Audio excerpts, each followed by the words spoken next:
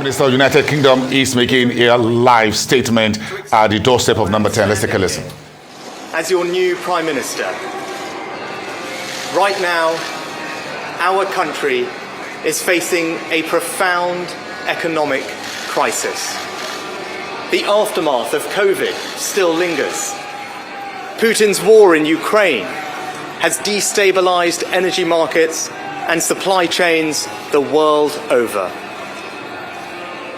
I want to pay tribute to my predecessor, Liz Truss. She was not wrong to want to improve growth in this country. It is a noble aim, and I admired her restlessness to create change. But some mistakes were made, not born of ill will or bad intentions. Quite the opposite, in fact, but mistakes nonetheless.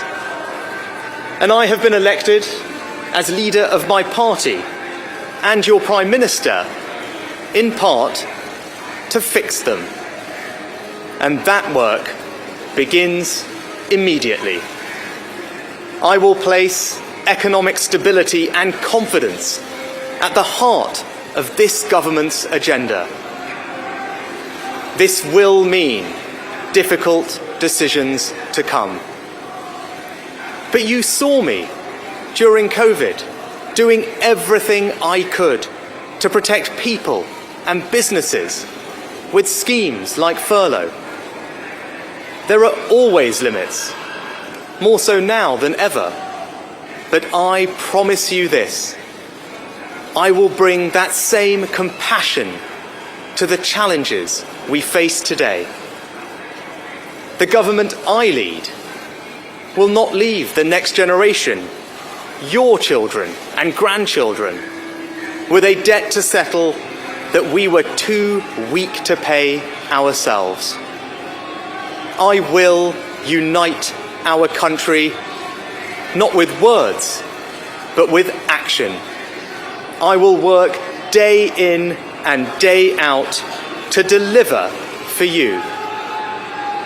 This government will have integrity, professionalism, and accountability at every level.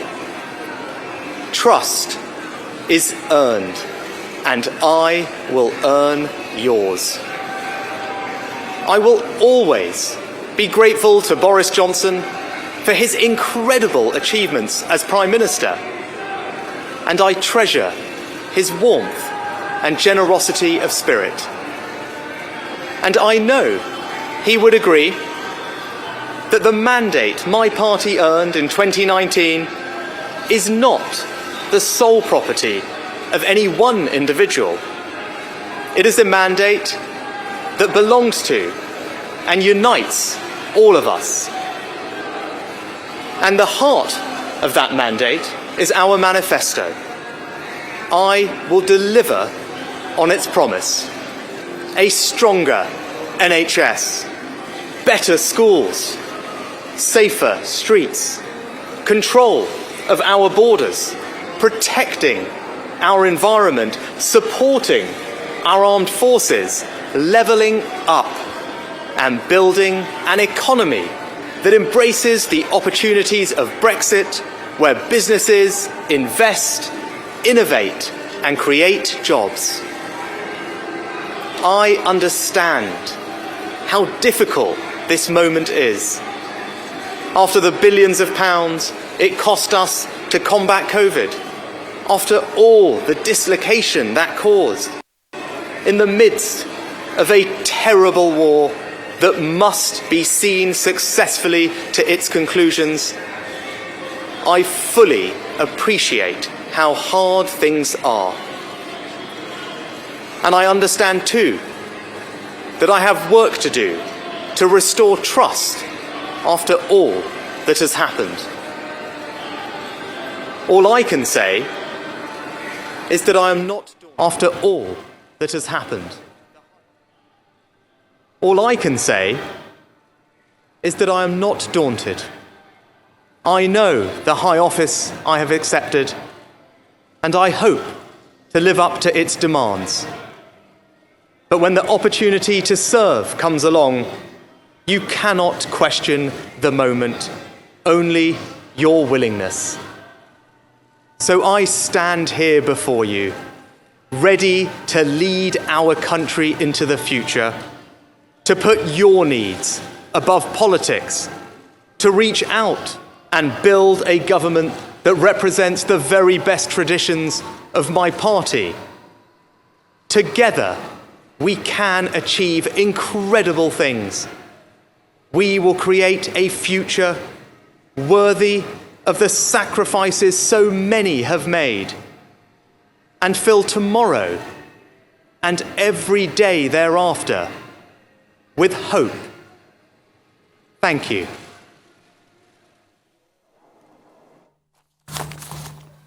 The new UK Prime Minister Rishi Sunak just delivered his maiden address at the doorsteps of number 10 Downing Street, well packed with journalists from around the world. Of course, this is his first address at the UK Prime Minister, and he just spoke about how he will put economic stability and confidence back into the UK economy. But he warned that there will be difficult decisions to come, and that is really clear from the state of the UK economy as we speak. But he says he'll be compassionate in the challenges, in handling the challenges that are ahead. He also promised that there will be no debt left behind for the future generations to pay, that the current generations will not be able to handle. He spoke about integrity, accountability in governance, and leading the new administration from number 10 Downing Street. He says he's ready to lead, and the interests of the people will be ahead of the UK politics. Let's cross live now to Westminster and speak to our Rise Chief Correspondent John Cookson. John, good morning to you. We just heard from number 10, from Rishi Sunak himself. What do you make of economy, politics, and the interests of the people here in that address? Well, that, I think, was quite a good speech. Rishi Sunak, not the best presenter of speeches. Yesterday he was quite wooden at the Conservative Party central office, but today in Downing Street, just a few minutes ago, he appeared confident. He promised the British people a brighter future, although he did warn that the country was in profound economic peril and difficult decisions lay ahead. So this was Rishi Sunak setting the groundwork and warning the British people that, frankly, higher taxes are on the way and a cut in public spending. Now, how they will dress that up and sell it to the British people politically, we'll have to wait and see. There is a budget due on next Monday, presented by Chancellor Jeremy Hunt, who is expected to stay as Chancellor or Finance Minister in the new government. But I thought it was a spirited speech and, you know, a speech of a lifetime, frankly, for Rishi Sunak, 42 years old, Britain's 57th Prime Minister, first Prime Minister of colour, from a Hindu background, which is significant in itself. He met with King Charles this morning. First of all, Liz Truss, the outgoing Prime Minister, had her farewell speech in Downing Street. She went to present her resignation to King Charles at Buckingham Palace. And for about 30 minutes or so, the King, in theory, was running the country because there was no Prime Minister. But then Rishi Sunak went in, I checked at 11:07 this morning, and was invited by the King to form a new government, which was in theory done at 11:36 today. So the Rishi Sunak government now in place. He faces a busy afternoon getting his cabinet together, and that's going to be the next job, because look, he wants to hit the ground running. He has to keep his credibility with the British people.